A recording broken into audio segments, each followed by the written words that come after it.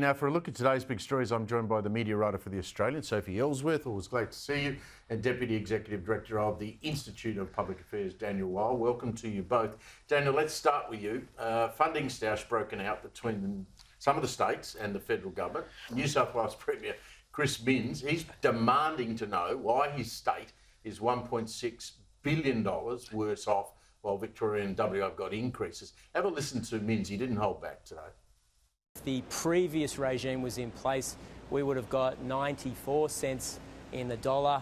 Now we're looking at a situation where we're going to get 86 cents in the dollar, and a lot of that money is going to be sent to Western Australia, which is chock full of cash from the mining boom, or down to Victoria, which is now a welfare state receiving a whole bunch of money from the pockets of New South Wales families.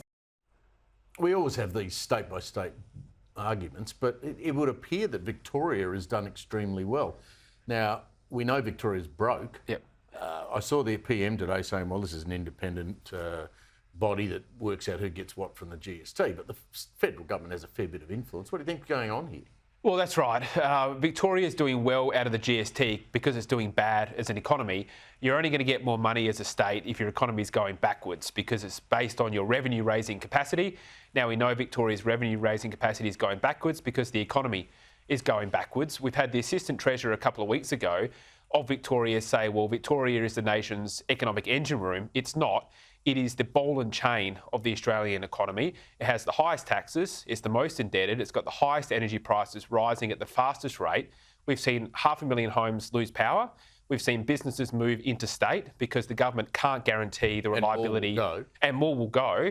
It's the only state with a net outflow of businesses. And the only plan that the state government has is to go cap in hand to Canberra asking for a bailout. And you've got the Premier celebrating it as some kind of a victory. It shows they've got their priorities all wrong.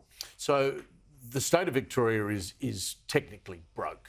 I think the interest payment on the debt, something like $24 million a day. Yep. And they're going to have a budget in a couple of months' time, and Tim Pallas, the Treasurer, will probably walk away after that. The people of Victoria don't seem to be angry about debt. Has the fundamental fear of debt changed among voters?